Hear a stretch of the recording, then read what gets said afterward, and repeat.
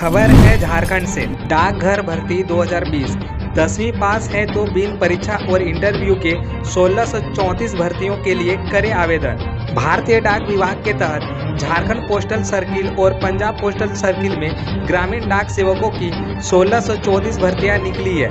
Jharkhand postal circle में 1118 vacancy और Punjab postal circle में 516 वैकेंसी है।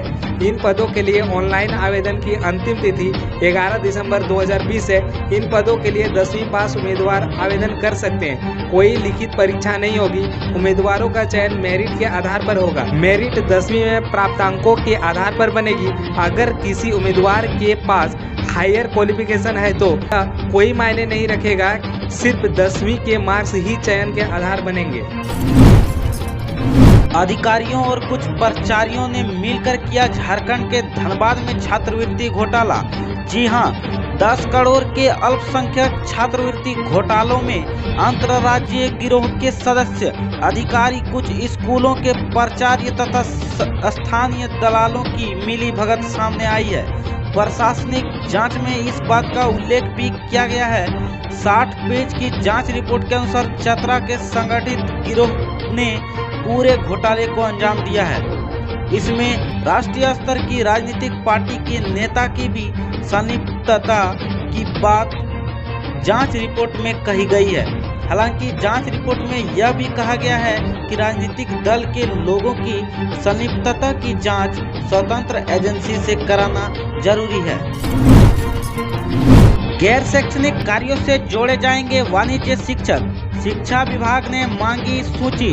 जी हां, झारखंड स्कूली शिक्षा एवं साक्षरता विभाग ने वैसे विद्यालय जहां वाणिज्य विषय के छात्रों की संख्या 0 है और वहां वाणिज्य विषय में शिक्षक नियुक्त किए गए हैं, ऐसे स्कूल और शिक्षकों की सूची मांगी है। जिला शिक्षा अधीक्षक पदाधिकारी को निर्देश दिया गया है कि तत्काल अन्य शिक्षकों की सूची तैयार कर उन्हें उपलब्ध कराएं। संभावना जताई जा रही है कि ऐसे शिक्षकों को अन्य कार्य में लगाया जाएगा।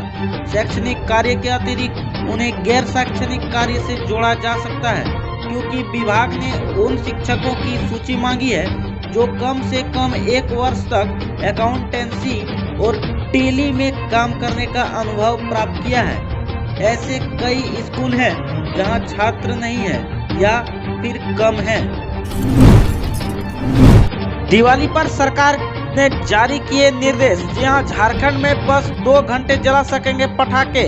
रात 10 बजे के बाद पटाखा जलाने वालों पर होगी कार्रवाई।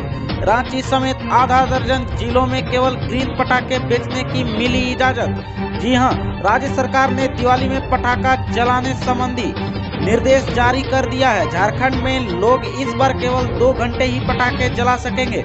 दीपावली के दिन शाम 8 बजे से रात 10 बजे तक पटाखा जलाने की अनुमति दी गई है। इसका उल्लंघन करने वालों के खिलाफ आईपीसी की धारा 188 के तहत कार्रवाई की जाएगी। इस संबंध में शुक्रवार को झारखंड राज्य प्रदूषण नियंत्रण परिषद ने निर्देश जारी कर दिया है। बोर्ड के राज्य सचिव राजीव लोचन बख्शी ने बताया कि ये निर्देश नेशनल ग्रीन ट्रिब्यूनल के आदेशों को ध्यान में रखकर जारी किया गया है। रांची समेत इन शहरों में केवल ग्रीन पटाखे ही बिकेंगे। झारखंड राज्य प्रदूषण नियंत्रण परिषद के मुताबिक रांची, रामगढ़, पलामू, पूर्वी सिंहभूम, सरायकेला, खरसावां, हजारीबाग, गिरिडीह, धनबाद, देवघर, गोड्डा, पाकुड़ और साहेबगंज के शहरी क्षेत्रों में वायु की गुणवत्ता स्तर थोड़ा प्रदूषित है। ये प्रदूषण शहर की श्रेणी में आते हैं। यहाँ रात 10 बजे के बाद पटाखे नहीं जलाए जाएंगे। छठ में केवल सुबह जला सकेंगे पटाखे। इसके अलावा छठ में सुबह 6 बजे से 8 बजे तक और न्यू ईयर में 35 मिनट पटाखे जलाने की अनुमति दी गई है। हेमंत सरकार का सरना आदिवासियों को दिवाली का तोहफा, रांची की सड़कों पर जश्न का माहौल। खबर देश, दुनिया और देश की विभिन्न योजनाओं से हिल उठी भाजपा। दिग्गज नेता के निधन से दुखी देश, कोरोना से थे संक्रमित। देश से कोरोना महामारी का कहर खत्म नहीं हो रहा है। लगातार संक्रमितों के साथ साथ मरने वालों की संख्या में इजाफा हो रहा है। आम हो या खास, कोई भी इस जानलेवा महामारी से बच नहीं पा रहा है। अभी हाल ही में उत्तराखंड के भाजपा विधायक सुरेंद्र सिंह जीना कोरोना से संक्रमित हुए थे। दिल्ली के सर गंगाराम अस्पताल में भर्ती थे, जहां इलाज के दौरान उनका निधन हो गया। जिनकी आत्महत्या केस में अर्नव को जेल, उनकी पत्नी और उद्धव ठाकरे की बीवी के बीच करोड़ों का जमीन सौदा। ये बात बोले बीजेपी नेता। भाजपा नेता किरीट सोमैया ने महाराष्ट्र सरकार और रिपब्लिक मीडिया नेटवर्क के editor in chief Arnav Goswami के विवाद के बीच एक चौंकाने वाला खुलासा किया है। दरअसल भाजपा नेता ने दावा किया है कि महाराष्ट्र के मुख्यमंत्री उद्धव ठाकरे के परिवार का स्वर्गीय अन्वय नाइक के परिवार के साथ भूमि के लेन देन का मामला था। सोमैया ने कहा कि उनके पास पर्याप्त सबूत है जो ठाकरे और नाइक परिवार के बीच हुए जमीन सौदे को साबित करते हैं। बीजेपी के नए चाणक्य बनकर उभरे जेपी नड्डा। बिहार में कुछ इस तरह पलटी बाजी। भाजपा का 11वां राष्ट्रीय अध्यक्ष बनने के 10 महीने के अंदर जेपी नड्डा ने पार्टी को एक साथ कई राज्यों में बम पर सफलता दिलाकर अपनी नेतृत्व क्षमता साबित कर दी है। बिहार में 125 सीटों के साथ बहुमत से एनडीए की जीत हो या गुजरात, कर्नाटक में क्लीन स्वीप और उत्तर प्रदेश, मध्य प्रदेश से लेकर मणिपुर, तेलंगाना के उपचुनाव में पार्टी को मिली शानदार सफलता। हर जगह नेपी नड्डा की कुशल रणनीति देखने को मिली। बिहार चुनाव के नतीजों पर उमा भारती बोली, पीएम मोदी का नाम ही जीत दिलाने में सक्षम। मध्य प्रदेश की पूर्व मुख्यमंत्री और भाजपा की वरिष्ठ नेता उमा भारती का कहना है कि बिहार के चुनाव और अन्य राज्यों के उपचुनाव के नतीजों से एक बात साफ हो गई है कि प्रधानमंत्री नरेंद्र मोदी के नाम पर हम कहीं भी जीत सकते हैं। भारतीय सेना में खुशी की लहर। 9 साल बाद मिली बड़ी कामयाबी, कांप उठा आतंकी संगठन। एक समय था कि उल्फा का आतंक बहुत ज्यादा था। 90 के दशक में नॉर्थ ईस्ट इंडिया यानी उत्तर पूर्वी भारत में इंसर्जेंट ग्रुप उल्फा उग्रवादी था, लेकिन समय के साथ सुरक्षा बलों ने इस संगठन पर ऐसी नकेल कैसे की उनकी न सिर्फ गतिविधियां खत्म हुई बल्कि उसका वजूद ही खत्म हो चुका है। अब उल्फा भारत के साथ बातचीत की मेज पर बैठा है, लेकिन जब उल्फा के कमांडरों ने भारत सरकार के साथ बातचीत शुरू करने के लिए शुरुआत की तो उसी समय एक बड़ा परेश बरुआ के साथ अलग हो गया और एक नया संगठन उल्फा आई बनाया। किसानों के लिए बड़ी खबर, मोदी सरकार ने दिया तोहफा, किया ये बड़ा ऐलान। कोरोना वायरस महामारी के चलते सुस्त पड़ी अर्थव्यवस्था को पटरी पर लाने के लिए केंद्र की मोदी सरकार ने कल यानी बृहस्पतिवार को एक और बड़े राहत पैकेज देने का ऐलान किया है। इसकी जानकारी वित्त मंत्री निर्मला सीतारमण ने कल प्रेस कॉन्फ्रेंस के माध्यम से दी है। सरकार ने तीसरे राहत पैकेज का ऐलान किया है। सरकार की तरफ से इस राहत पैकेज में रोजगार, किसानों और इंफ्रा पर फोकस रखा गया है। बीजेपी के इस दिग्गज नेता के काफिला पर हुआ बड़ा हमला, कई गाड़ियों को नुकसान। कल की बड़ी खबर पश्चिम बंगाल से आ रही है। यहाँ बीजेपी अध्यक्ष दिलीप घोष के काफिले पर हमला हुआ है। हमला उस वक्त किया गया जब वह अलीपुरद्वार जिले से गुजर रहे थे।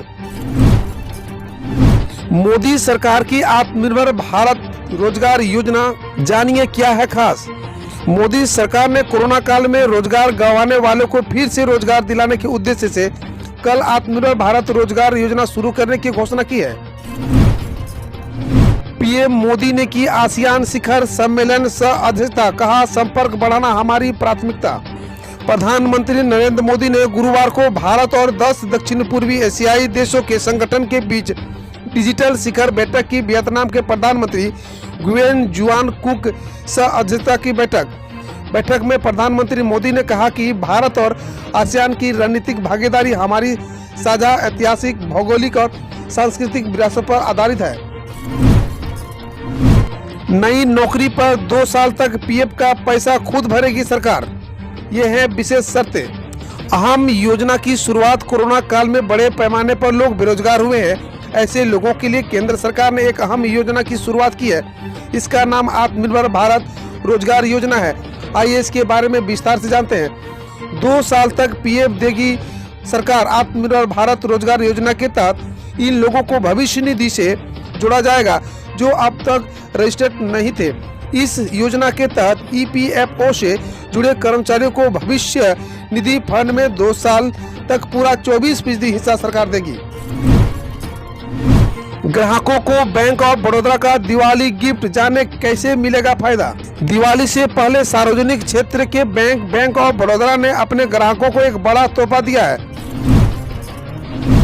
दिवाली पर मुकेश अंबानी कामाख्या मंदिर को भेंट करेंगे 19 किलोग्राम सोना, मंदिर में लगेगा सोने का गुंबद। रिलायंस इंडस्ट्रीज की ओर से कामाख्या मंदिर को 19 किलोग्राम सोना भेंट में दिया जाना है।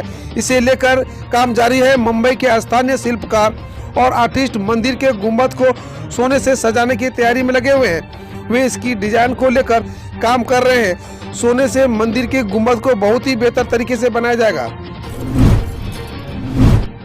विदेशों में दाम चढ़ने से घरेलू बाजार में भी खाद्य तेलों के भाव बढ़े। सोयाबीन तेल हुआ 300 रुपये महंगा। विदेशों में सोयाबीन, डिगम और कच्चे पाम तेल के दाम ऊंचे बोले जाने से बुधवार को घरेलू बाजार में भी सोयाबीन, डीएम और कच्चा पाम तेल कांडला के दाम क्रमशः 300 और 80 रुपये क्विंटल तक ऊंचे बोले गए। मलेशिया के कच्चे पाम तेल का भाव 3% तक ऊंचा बोला जा रहा था। बाजार सूत्रों ने कहा कि वैश्विक बाजार में तिलहन का स्टॉक कम रहने की रिपोर्ट है। यूएसजी के रिपोर्ट में यह खुलासा किया गया है। भारत में होने वाले T20 विश्व कप 2021 का काउंटडाउन शुरू। संयुक्त अरब अमीरात में इंडियन प्रीमियर लीग 13 का संस्करण के सफल आयोजन से उत्साहित अंतर्राष्ट्रीय क्रिकेट परिषद और भारतीय क्रिकेट कंट्रोल बोर्ड ने भारत की मेजबानी में होने वाली T20 विश्व कप 2021 की तैयारियां तेज कर दी है। भारत के खिलाफ टेस्ट सीरीज के लिए ऑस्ट्रेलियाई टीम घोषित, पुकोस्क्वी और ग्रीन शामिल। ऑस्ट्रेलिया ने दिसंबर में भारत के खिलाफ होने वाले 4 टेस्ट मैचों की सीरीज के लिए 17 सदस्यीय टेस्ट टीम घोषित कर दी है, जिसमें युवा खिलाड़ी विल पुकोस्क्वी और कैमरून ग्रीन को ऑस्ट्रेलिया टेस्ट टीम में शामिल किया गया है। हम रोज ऐसे ही न्यूज लाते रहेंगे, तो यदि आपने अभी तक क्लीन न्यूज को सब्सक्राइब नहीं किया है तो पहले फटाफट सब्सक्राइब कर लें, साथ ही बेल आइकन को दबा दें ताकि कोई अपडेट मिस ना हो।